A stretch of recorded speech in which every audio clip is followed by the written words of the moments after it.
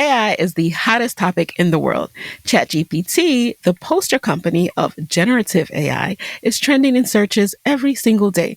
And what that means for you is this: the time to embrace AI technology is now, because automation helps us to do more with less while continuing to meet and exceed business expectations. It's like magic.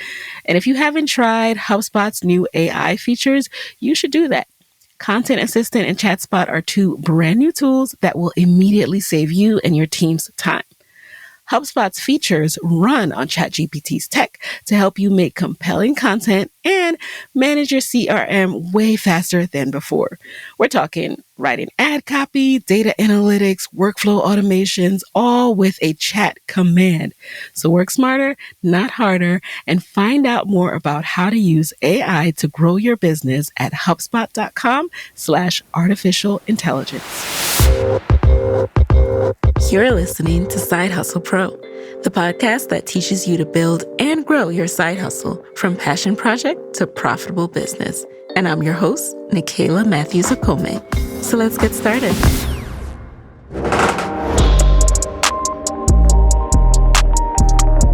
Hey, friends. Welcome back to the show. It's Nicaila here. And today in the guest chair, I have Mignon Francois.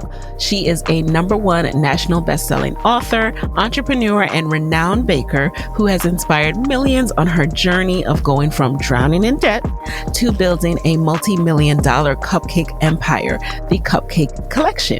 She leveraged $5 and turned it into a legacy with over 5 million cupcakes sold. Her grassroots story of success has garnered national attention from Today with Hoda and Jenna, Southern Living, Entrepreneur, and Business Insider, to name a few. And she is also the author of Made from Scratch, Finding Success Without a Recipe, where she shares her story of finding success with no presets in place. Mignon is a sought-after speaker and is committed to equipping and empowering people to change the trajectory of their lives. In today's episode, you'll hear her journey from hating the kitchen to starting her business out of her own home with a dorm-sized refrigerator to now owning a cupcake empire. Let's get right into it.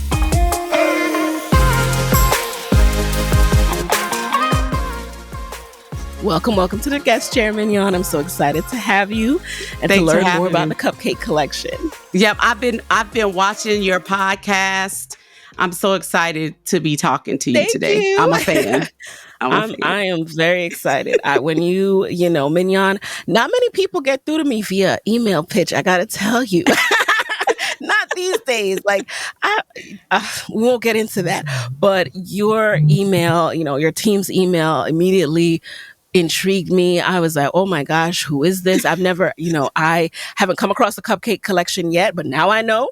Yes. And I want to know, given your background, right? I understand you weren't even a baker. You weren't even a fan of the kitchen. So why cupcakes? Why did you start this business? Yes, I was not good in the kitchen. I burned the bread. And here we are 17 years later. This is my life and the recipes belong to me. I was living in my house with no electricity on a regular basis. Running water was something that we often had to go to the Kroger around the corner to purchase in order to fill up the tub. We had this little burner thing outside of our back door that we could warm the water up with when the electricity was out so that our children could take warm baths. And that was common in our household. When I was listening to the radio and a man said you could get out of debt by having a bake sale or a garage sale. Well, I knew I couldn't have a garage sale because we sold everything we had to get to Nashville. So it's going to have to be a bake sale. Problem is, I don't know how to bake, not even out of a box. But I had these two daughters who were really loved me in the kitchen. Both of them, we thought one would be a homemaker and the other one would go to college to be a chef. That's what we thought and believed to be true. And so I went to them with my idea. And as soon as we got started on our idea, my oldest daughter let me know, Mom, I'm not really interested in your little bakery idea. So I'm going back Oh, home to New wow. You gotta Orleans. love the honesty. Yeah. She was going back home to New Orleans, where we're from. And so without her, Mhm. the youngest daughter wasn't interested. So I had put a sign outside of our home that said bakery coming soon. And I believed that meant that everybody saw it. And I believed that's what it took to tell the world that I was going to be opening up a business. So I do what I A say I'm sign in going to front do. of your And so, house. yes, I'm a person who keeps my word. And so I believed, well, I guess I got to learn how to bake. And so that's what I did. I Mhm. started I started with my grandmother, a telephone call to my grandmother, because she was my favorite baker and maker. She taught me how to cook long distance when I was 17 over the phone. And so I was like, I'm just going to do what I've done before. I'm going to call grandma and I'm going to get this recipe and that's going to be what it is. And my grandma was like, but I don't have any recipes. And she would make from her soul, be a pinch of this, a little bit Yes. of that. But I feverishly wrote like my life depended on it, what my grandmother was saying.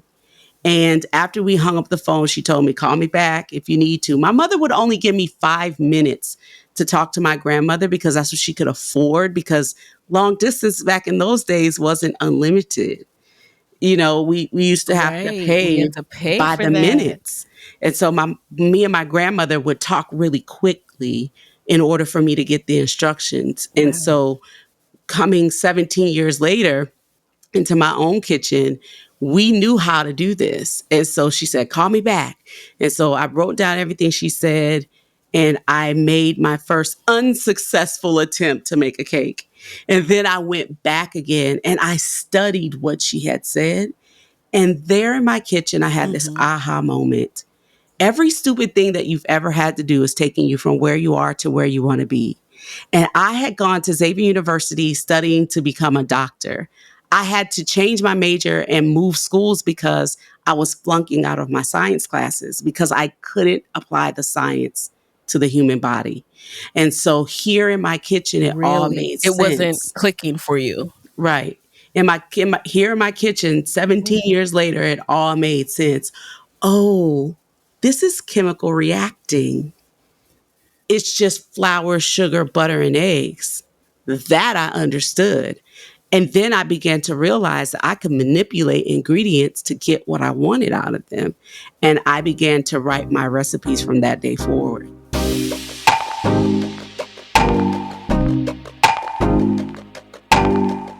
Isn't that so interesting that you were a science person in terms of that's what you wanted to do, and you just said, you know what, bacon's not for me because I'm about becoming a doctor. But then those same principles that you were trying to learn, all of a sudden, it made sense Yeah. when applied in a different format. And it is Yeah. all science. There's so much of life that's all Baking science. is I'm curious science. though, how did you get from New Orleans to where you were in that moment? Like Yeah. what prompted those kind of moves and that level of financial um, near foreclosure? Yeah. So we had always known that we wanted to move around. So when we got married, I got Okay. married very young. We being you and your Yeah. husband. I got married really young. I Yep. got married 2 weeks after my 20th birthday. So I was 19 engaged. That is And young. I only Yeah. knew my husband 4 weeks before he asked me to marry him. And we were married 3 months later. What? And so he liked that What did your family have to say about that? my mother and father knew that I was a child that was going to do what I wanted to do. So they Hmm. decided to support me, even though they really weren't on board with it. But they supported it because that's what I wanted to do. And in Okay. the end, I wish that my parents had held me down, kicking and screaming. But nothing is wasted. Not even a Hmm. bad decision in No a marriage. experience. Nothing is wasted. So we always knew that we wanted to move around. We had moved to Houston shortly after we got married. Then we moved back to New Orleans, and then we moved to We moved back to Texas again, and then we were in Atlanta before we came to Nashville. And then when you started with the materials, what was that initial investment? Because when I think of like legit baking, I think of that big expensive stand mixer and I Yes. think of those kind of materials, especially if you're about to do this on a business level. So what Yep. was that expense for you? I think that I was totally naive. And that's what I hope that your listeners will hear, that all you have is all you need to get you from where you are to where you want to be. I was just like you. I believed I needed this big, gigantic commercial refrigerator. I thought I needed all these commercial mixers, but it was the health inspector who came into the house to check on me because we had been working for 2 years every day like it was a job and the store still hadn't opened. And he said, I needed to come over here and check on you and see if there's anything I can do to help you get to the finish line so you can open your store. And he just was Wow, going the health around. inspector said The this. health inspector said this. So he's going around looking at my stuff, checking to see where I was in the progress. And he sees a dorm size refrigerator against the wall. And he said, is this the refrigerator you're using to open? And I said, no, like clutching my pearls. Are you kidding me? Knowing I didn't have money for anything, right? He said, will it keep temperature? Yep. And will it hold all the ingredients that you need, even if you have to go to the store more than once a day? And I said, yes. So he goes and he writes some more things down on a piece of paper and he hands me an open sheet and tells me to open whenever I like. And I opened the Cupcake Collection with a dorm size refrigerator and a KitchenAid mixer because that's what I had. Look at that. That's what you had. Now, wait, you said something. You said 2 years. It was taking you 2 years to open. What was going on in those 2 years that, why was it taking that long? Battling with the lights being on and off, battling with trying to make ends meet. When I started this out, I didn't know it was going to be a business that was going to thrive. I didn't know I was going to be putting people through college and letting people start careers and build careers and climb corporate ladders with me. I wanted field trip money for my daughters. My oldest daughter was going to the 12th grade. She needed senior dues money. I wanted my kids to have what all the rest of the children had. And I was a stay-at-home mom. So this was my idea to be able to do my due diligence to help make the ends meet in our household. I just wanted field trip money when I started out. So coming to what it has just been lagniappe, as we say in New Orleans. It's just been the extra. And I promised God if he would make me successful, I'll tell anybody who will listen about what they can do if they believe.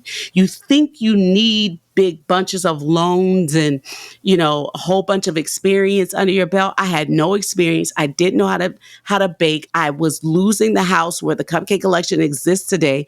On the day that I opened the store, it was set to be foreclosed within a month. And I opened that store believing if God is who he says he is, he can do what he says he can do. And here we are. All these years later, I own that property now. I was able to create a trust for my grandchildren to leave it to them so that I could be considered a good woman or a good person in the eyes of God who leaves an inheritance to their children's children. Woo, what a testimony. And I love what you said there about the trust. All right. Are y'all paying attention? So she went from her almost on her last, almost being foreclosed to now having a trust. Not just, people say, oh, I'm going to leave this to my kids. They don't got nothing in place. No, you got a trust in place. Okay. You got your financial ducks, wealth planning in effect. So important lesson for us all. Yeah. And it was only $5 that I had when I started. When my neighbor knocked on the door and asked me to make cupcakes for all of her clients, I was sitting in the house with no electricity on that day because I couldn't afford it. So I would sit in the house in the dark during the day, and then I would turn the generator on to make the lights come up when my children got out of school. So she asked me why I was sitting in the dark, and I said, because I'm meditating. And she believed me. Come on now. She believed me and didn't ask any more questions. So she saw that sign. So someone saw the sign on your front door. My neighbors believed in this place. Yeah. So when you had just to make sure people understand the story, your Mhm. story. So, you were down to your last five or what have you, but you used what you Mhm. had and you got the ingredients.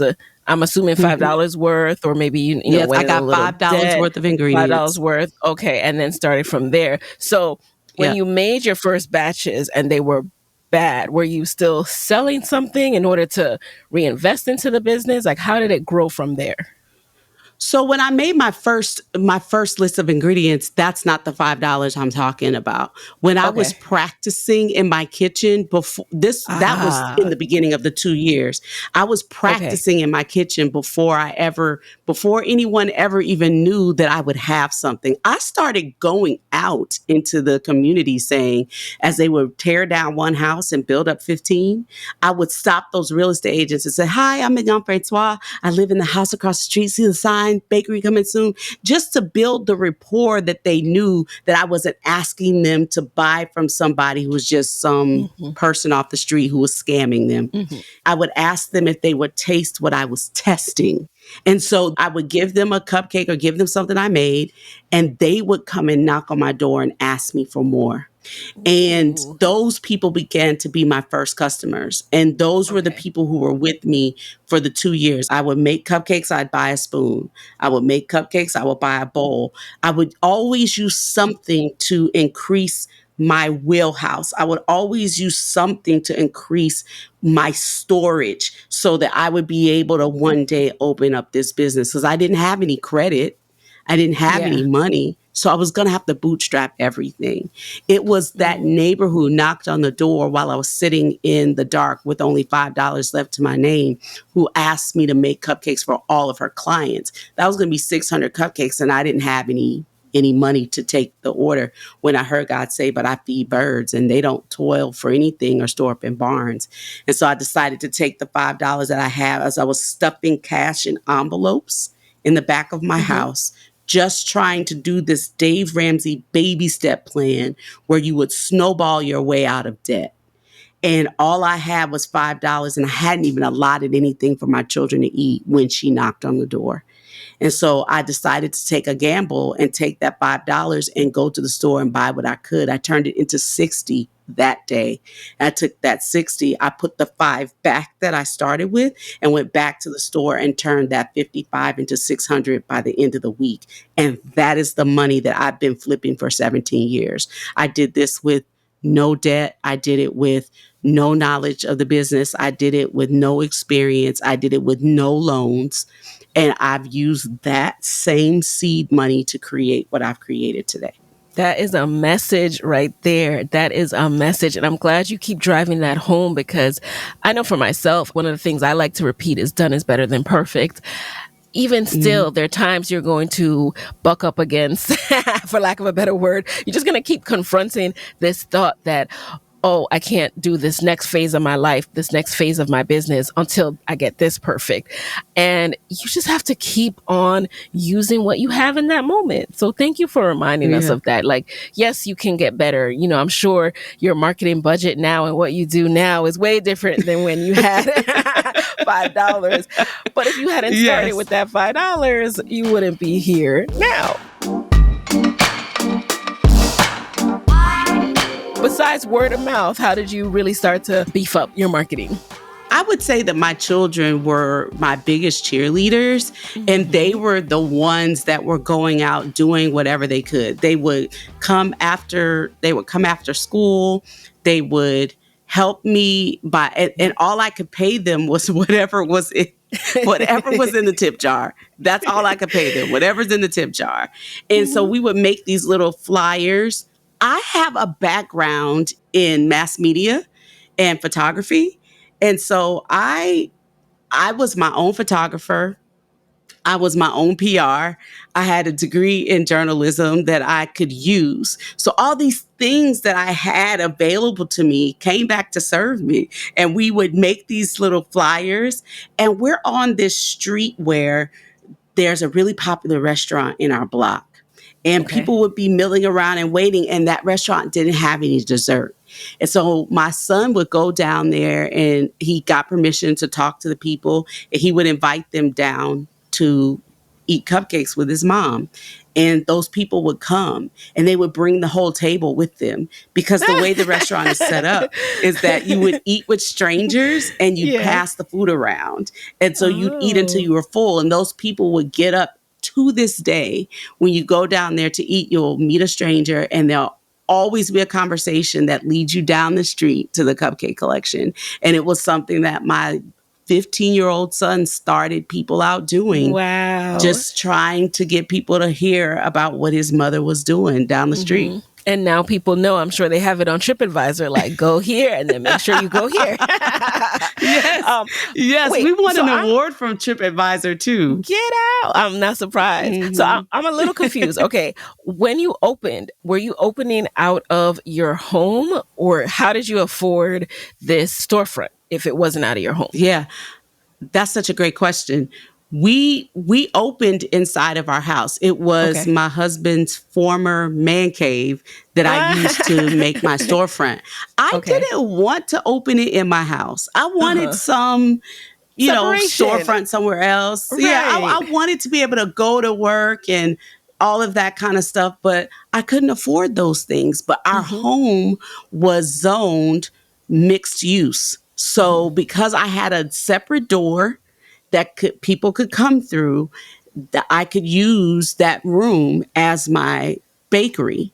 And Ah. so this is what I want somebody to hear who may not have a home they already have or something like what I used. Everybody has a measure that they can start with. Everybody has something. There is nobody who starts with nothing, has Right. nothing that they can use. Everybody Right. has a measure of something, a gift, a talent that they can use to get them started. And I had a house that was condemned when I bought it. My children and our whole entire family, we put in the sweat equity to fix this house up. We moved into it. It was 2 rooms and a half bathroom. And the half bathroom was a toilet and a tub. Like, that was the grit of my family. And so we used what we had to get us to where we needed to be. And it was in 2005 that we acquired the property, 2008 that we opened the business. So we didn't know when we bought this house that that's what our lives was going to be. I didn't even like being in the kitchen at the time. But Yep. in the process of hearing this man on the radio say that we could get out of debt, it could help our family, we were also cleaning up and fixing up this house with whatever little bits and pieces and going to Habitat for Humanity and picking up stuff from off the side of the road. There is a case for my cupcake display that we got for free from a renovation that was happening on the corner. And so Get it was a out. transient window that was on the ground. And I Yeah. asked them, could I have it? And we built that and made it into our cupcake case. So it was a matter of using what we had in our hands. And nothing was too good for us to try. Yep. And that's what I'm hoping people will hear. Yes, I can do all these things now, but that's not where I started. You know what I hear too? It's this idea of you have more than you think you do, or you have more opportunities than you might realize. And I always say this thing to new moms of like, your village is bigger than you know, because I know when I became a new mom, I started talking to people that I hadn't spoken to in years, just off that connection of being a new mom. We all of a sudden were bonding through Instagram DMs and things like that. Your village is bigger than you know. When you're starting a business, you might not have this storefront, but what can you use? Yeah. Let's brainstorm, like sit down and really think about, all right, but what can I do? How can I remix that concept? And I have more, and I want you to start thinking that I have more than I think I do. Because having that frame of mind really works. I heard a friend of mine say it like this: when it's in your head, it's an idea. When you write it down, it becomes a plan.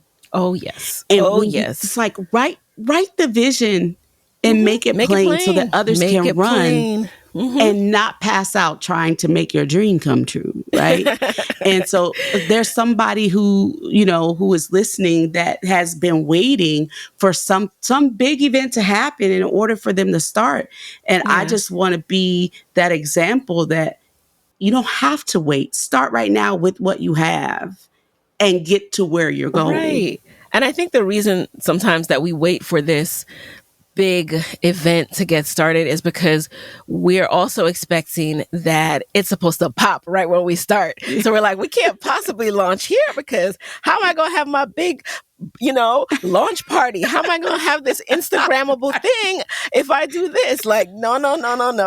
That's not going to happen either. It's not going to go from zero to $1 million either. So, once you level set those expectations, you give yourself permission to start. And you're like, oh, okay, that's not real life. That's just Instagram highlight reel. Okay. So I can start here. It's not really, doesn't actually look like that to launch a business. Yeah, it's not necessarily pretty at first. Yep. And that's, it's also not necessarily sweet either. And the things that were happening to me in my life weren't sweet. I was losing everything, including my marriage. After 21 years, my husband asked me for a divorce when I opened up this Cupcake Collection. Was it because of the stress of the business? No, it just was, he had other ideas that he wanted to pursue and they didn't include me. Okay. But after 21 years, it was like, you know what? I mean, I can laugh now because he who laughs, she who laughs last. Laughs the best. Ooh, he laughed himself out of a bag. And I thank God. I thank God for it because I was a stay-at-home mom. I did it. My question to him was, what am I supposed to do? You want to leave. What am I supposed to do? My life has been caring for this family and for your children. What am I supposed to do? And so we decided to get the bakery opened. And in the process of getting the bakery open, sometimes life happens. And when things start going well, we kind of just stayed. And it would be I think it was about 7 more years before we actually went through with our divorce. 5 or 7 years later it was about 7 years later before we actually went through the divorce. Wow. And so at that point, did you stay in that house or was it, like, okay, we are able to move somewhere else and keep that as just a storefront for the business? Yeah. As the business grew, it pushed us further and further out of the house. And so now the bakery contains the entire house and we live separately from the bakery. CEO School, hosted by Sanera Madani, is brought to you by the HubSpot Podcast Network, the audio destination for business professionals. CEO School is committed to closing the gap and helping more women level up by sharing stories and strategies from powerful women in leadership. Because as Sanera likes to say, nothing bad happens when women make more money. I was recently checking out her episode, The Big Pitch, and in this episode, Sanera teaches the ins and outs of a professional, concise, and attention-grabbing PR pitch. So you get to learn the power of third-party validation through earned media, as Sanera shares insider tips on making your brand shine and how to establish yourself as a thought leader by harnessing the incredible influence of publishing your own content. So listen to CEO School wherever you get your podcasts.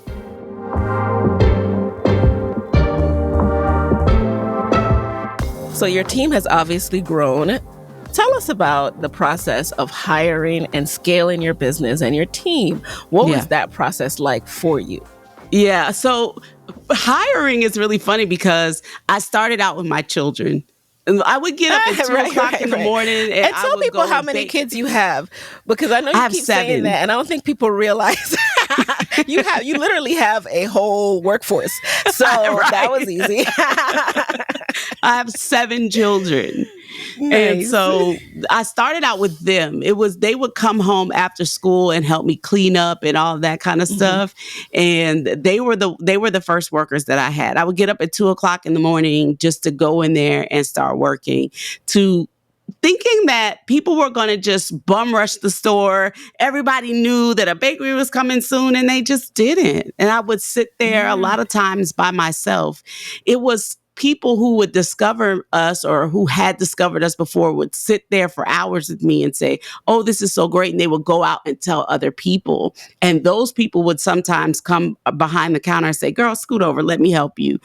I began to make friends very easily, and friends I still have today that have been so good to me, who just wanted to help the Cupcake Collection to grow. And it was a customer who was coming in here all the time for our wedding cake cupcake, because she believed that you could tell a bakery on their basics. That if you could get white cake right, you could do anything. And so she was a chef.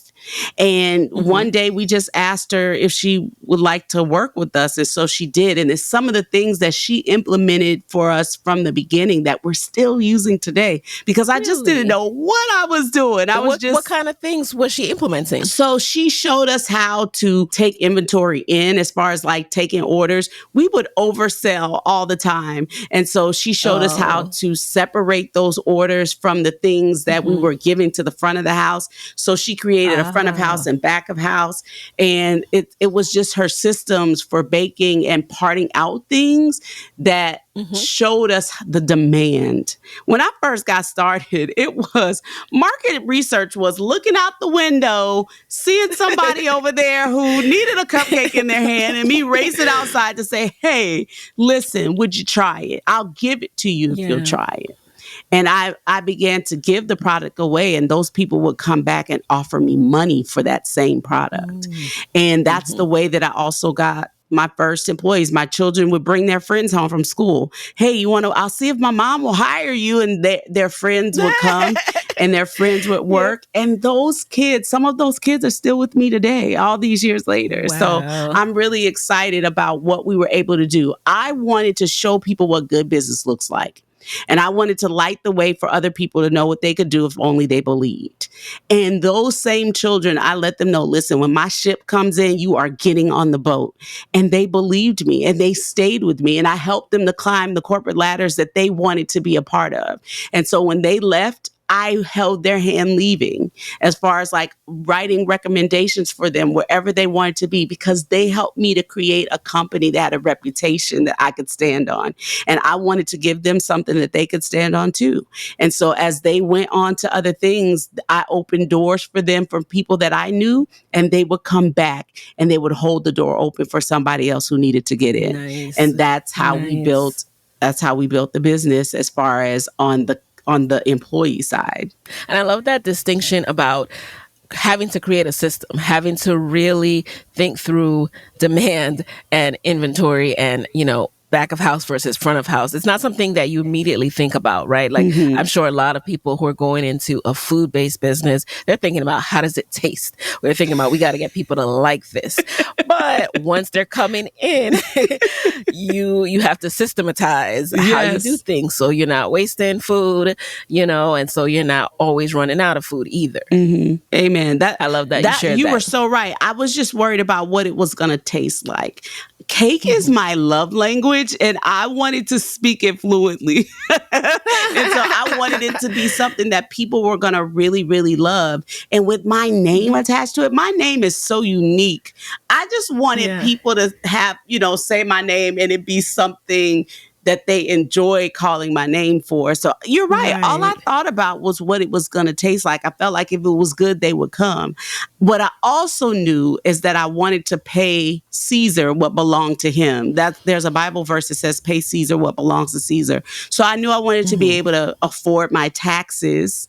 And I wanted to be able to have an accountant. So that's the first hire that I made. The first hire I made was to get an accountant on the team who was counting my money and then saying, okay, this is what you need to do with your money. And this is when you'll be able to afford somebody. And that's how I was able to make a company that had a good firm foundation, because I hired an accountant and then a tax attorney right after that. And how did you find those people? So my accountant went to church with me. And then the tax accountant that we had was a customer of ours. And her husband he just liked the business and just said, hey, I want to introduce you to my wife. And she was a tax attorney. And so that's how we met her. You're only about 6 degrees from the next person who's anointed to help Right. you. Your Somebody is network, your out there. village is bigger than you think. Yep. And you probably It's know bigger than somebody you who knows think. somebody. Yeah. Yeah. And now this is a disclaimer, not to say hire everybody in your network. Still vet them. Just because the homie is an accountant. Yeah. I still gotta vet them, still need those certifications. Yeah.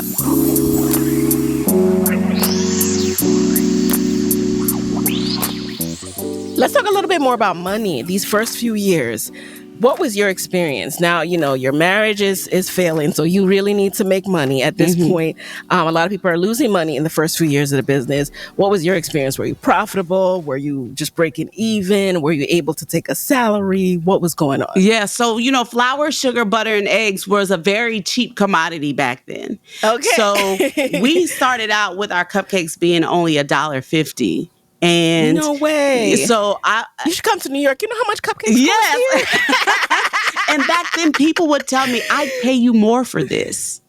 They always told me I'd pay you more for this. And that made them want to come and buy more from it. So we were always profitable from day one. Because we were in our home, we didn't have overhead. We were already using the electricity. I began to be able to help make ends meet right away. So I would take the money that I made from the day and I would part some out to go buy more ingredients. And then I would save some in order to, pay taxes. I would always save different envelopes. So that same envelope system that I was working on when the first customer knocked on the door was the envelope system I was using to build my business. So we were always profitable from the beginning because we didn't have any credit that we could use to get into debt with, right? So I would go and buy some ingredients, and from what I made in the day, I would put some aside. Now listen, it didn't become big piles of money at first either. I used to have $17 days. I remember, sitting on my chair and saying, God, I thought people were going to come. I thought this is what you told me to do. And my husband had called to check on me one day and asked me how things were going. And I got ready to open my mouth and complain about it. And in that moment, I said, you know what? Whatever it is, God sent it. So I'm going to be grateful for it. And my life changed that day. It was that day that I never had a $17 day again. We got a $50 day. Then we got our first $100 day. I remember our first $1,000 day, our first $10,000 day. Yes. Because all along, I was grateful for everything that came, knowing that if it came, it wasn't a surprise to God. And I thanked God for every person that came through that store, believing that they were sent there. And I would take the money that they were bringing me and I would make sure that I paid my bills first.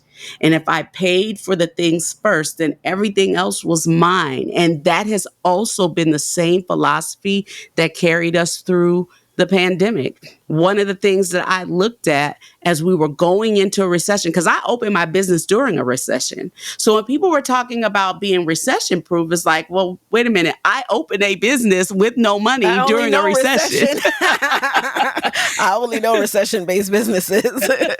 And the way that I did it was I looked to the past to inform my future.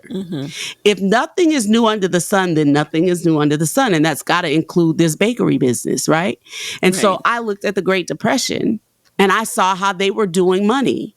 And I saw that the people who were cash rich, who didn't have a lot of debt, were the names that you still know today. The Procter and Gamble's, the Hilton hotels, the people who make Tide, dish soap. These were the people, Sears and Roebuck, like these were the people who were thriving in a Great Depression because they were able to make loans to the people who didn't have any cash. And when they were able to call their loans back when things turned right side up, they began to be wealthy, and those names are still here today. Yes. I love that you say that. I love talking about that because cash is truly king. Yeah. We hear a lot about just so many aspects of wealth and building and all of that. But, when you're running your business day to day, you got to be able to have cash flow. Yeah. So that's like first and foremost establishing how are we going to make sure that we have cash flow, because a business with no cash is that really a business? So true. And I believe that's been one of the guiding principles for me at the Cupcake Collection. I'm not even in debt to my employees. So what I do with my team is they're paid every 7 days. There's a reason for that, because when I was struggling, I couldn't see my way 14 days from now, especially when I got paid today and I used all my money and I don't have anything left.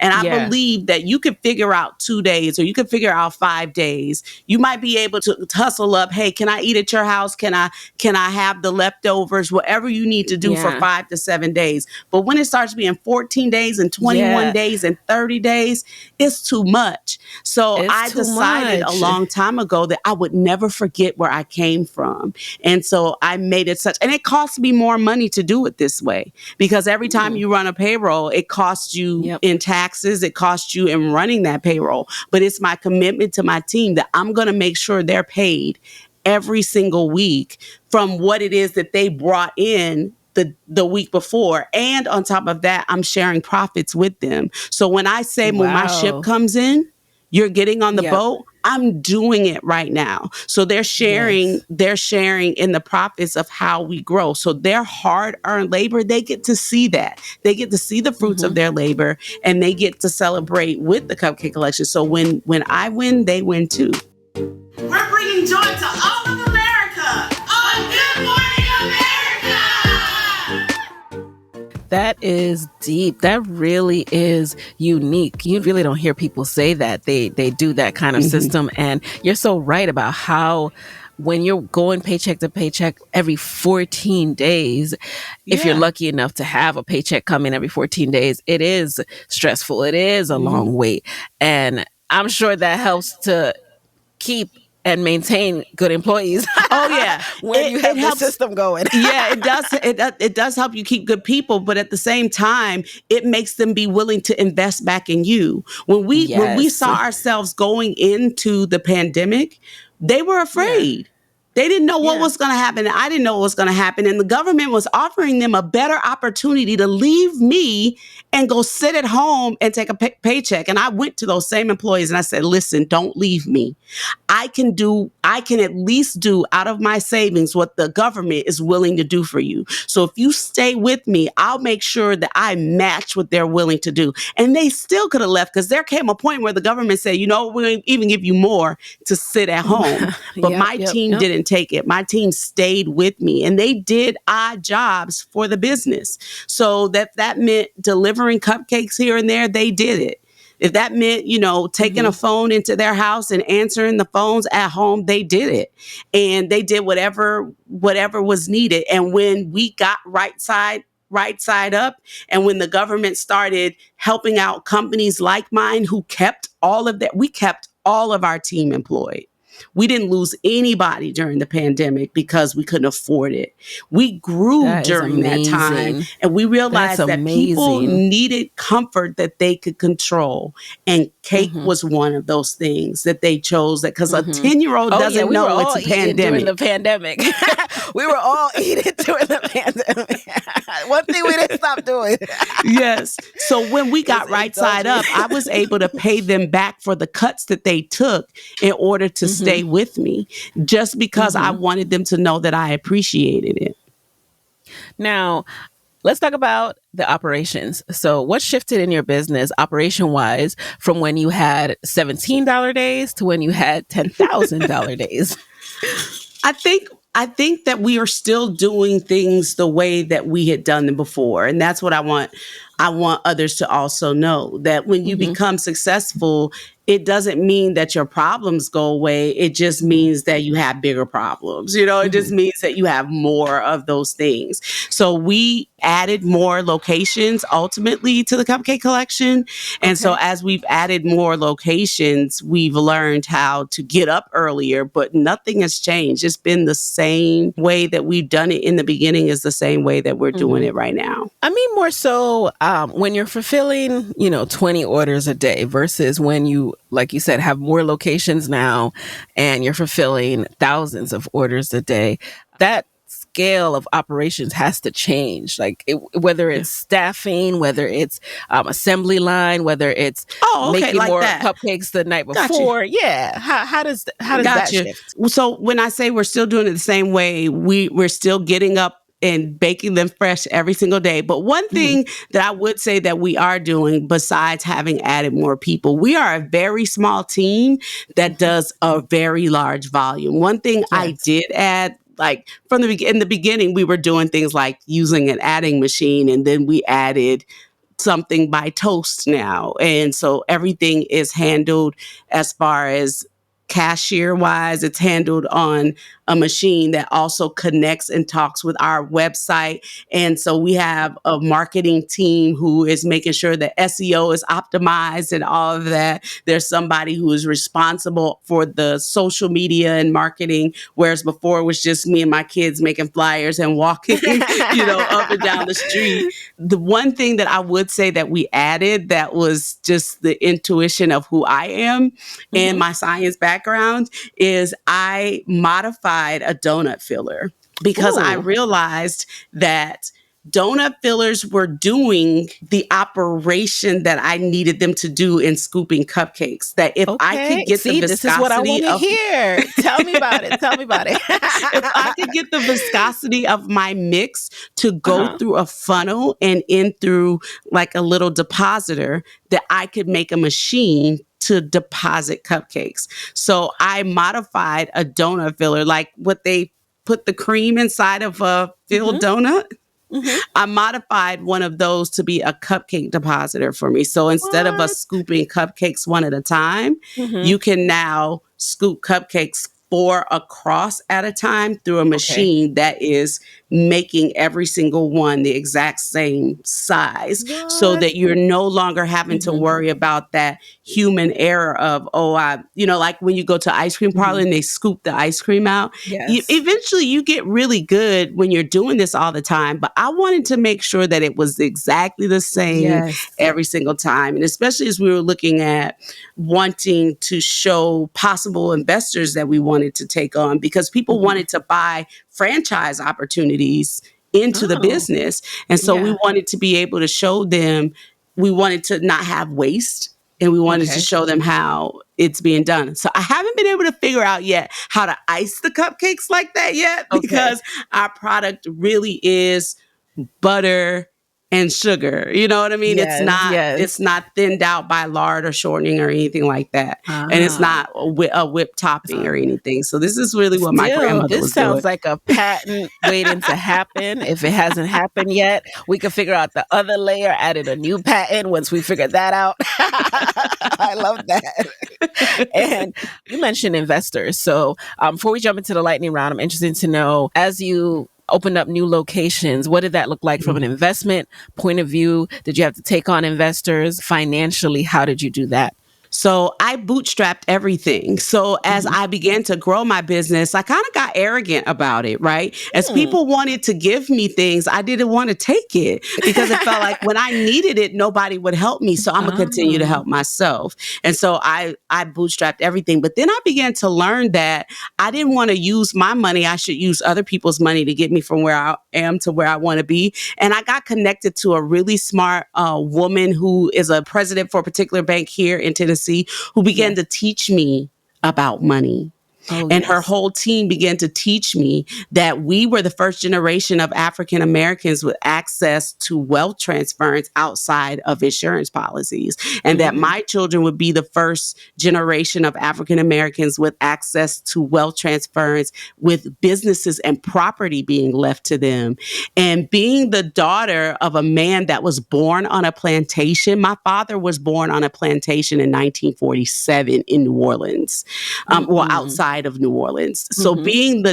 being the descendant of enslaved people from a sugarcane plantation and knowing that today we make a living and are leaving a legacy for our children's children from the spoils of a sugar cane plantation or from sugar cane being farmed, it is not lost on me what we have been able to create and now how we want to amplify that even further. So we have been working the model to be able to give other people an opportunity to open cupcake collections across the country. And so we did our first one in New Orleans on my sweat equity model, because I know that a lot of times we don't have the cash. We don't have the money in order to invest, but we have the sweat, or we have the grit that it would take. And so I wanted to see what that would look like for people. And now I'm getting ready to take in my first set of investors on my next location that I'm working on right now. So this is going to be a first for me. But I found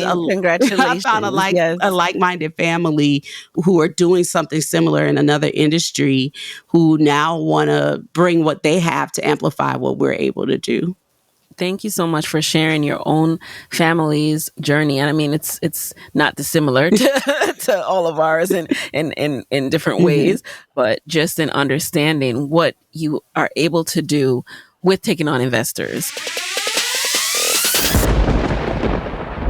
I'm going to jump into the lightning round. I'm so excited about this. I know I could keep talking to you for, that's a whole other episode, right? So you guys let me know if you want a dedicated episode on taking on investment in your business and considerations and all that good stuff. I might need to bring back a roundtable of my favorite guests. But for now, we're jumping into the lightning round. Are you ready? Yes, I'm ready. I'm excited. Alrighty. So number one, what is a resource in your business that you can share with the Side Hustle Pro audience? So one of the resources that I would say I would use is people capital. My mother was retired from her company after 35 years, being offered an executive level position. She worked her way up from being a secretary all the way to that point. And so sometimes we don't look around to see what knowledge is available to us. So I always look to my elders in order to advance my future. And I wonder if that can be a resource that I use, because I sat at their feet and learned from what they did in order to get to where I wanted to be. So people capital is what I use.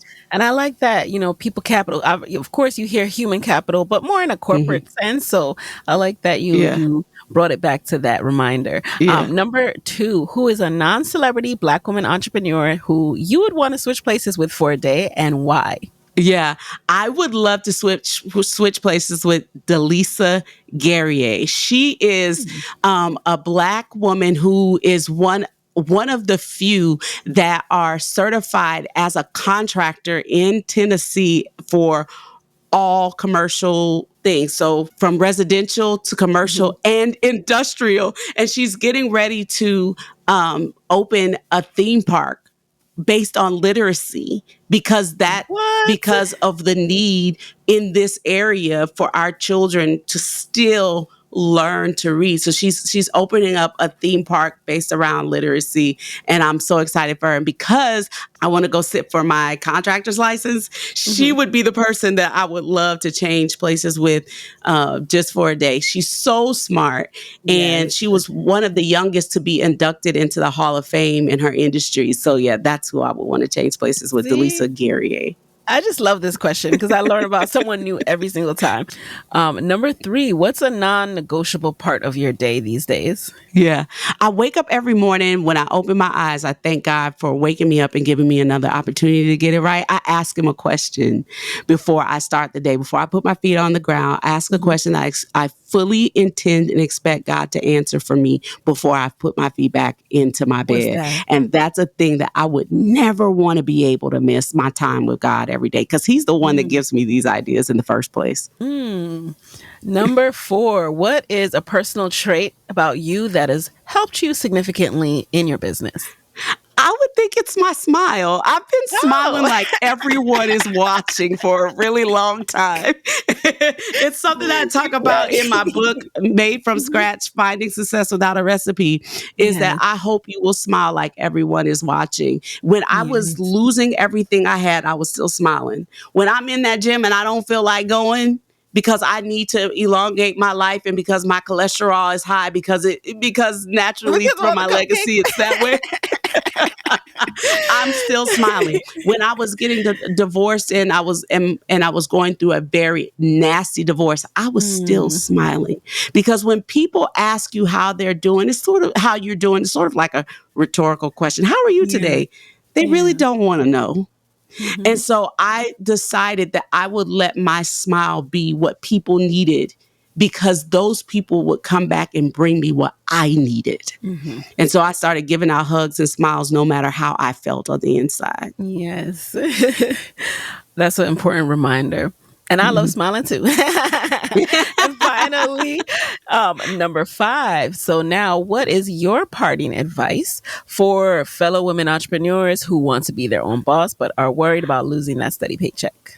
Oh my gosh, becoming an entrepreneur doesn't mean that you're going to be your own boss. It means that so many more people are going to be the boss of you. But I want them to know that it truly is the access to freedom. I believe that being an entrepreneur is freedom at its finest. And I would say whatever it takes to get there, take it.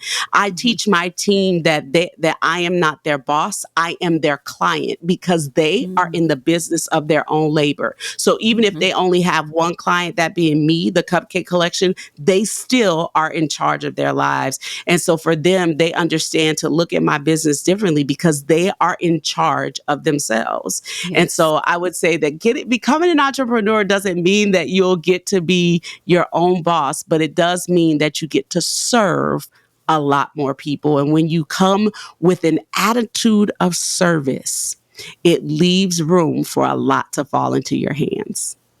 Amen. Amen. That is quite a note to end on.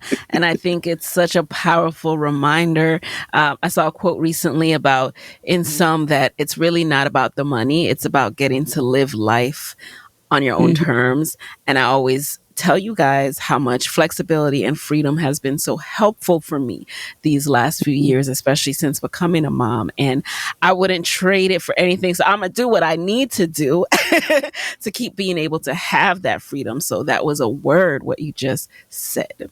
Now, where can people continue to get these gems, to continue to connect with you, Mignon, and the Cupcake Collection after this episode? Yes. Thank you for asking. So they can hop on Amazon and purchase my new book, Made from Scratch, Finding Success Without a Recipe. And then reviewing it there propels it into higher heights. They can also visit Instagram and find me on Mignon.Francois. That's MIGNON. .FRANCOIS. And then the Cupcake Collection at thecupcakecollection.com. We ship our cupcakes nationwide, and we've been voted as the best cake in Tennessee, the best cake in Louisiana, and we're ranking in the top 10 in the entire nation. Okay. Hello. There you have it, guys. We're going to link to all of that. Get your cupcakes. All right. And thank you again for being in the guest chair. It was an absolute pleasure. And there you have it. Hey guys, thanks for listening to Side Hustle Pro. If you like the show, be sure to subscribe, rate, and review on Apple Podcasts. It helps other side hustlers just like you to find the show. And if you want to hear more from me, you can follow me on Instagram at Side Hustle Pro. Plus, sign up for my 6-bullet Saturday newsletter at sidehustlepro.co/newsletter. When you sign up, you will receive weekly nuggets from me, including what I'm up to, personal lessons, and my business tip of the week. Again, that's sidehustlepro.co/newsletter to sign up. Talk to you soon.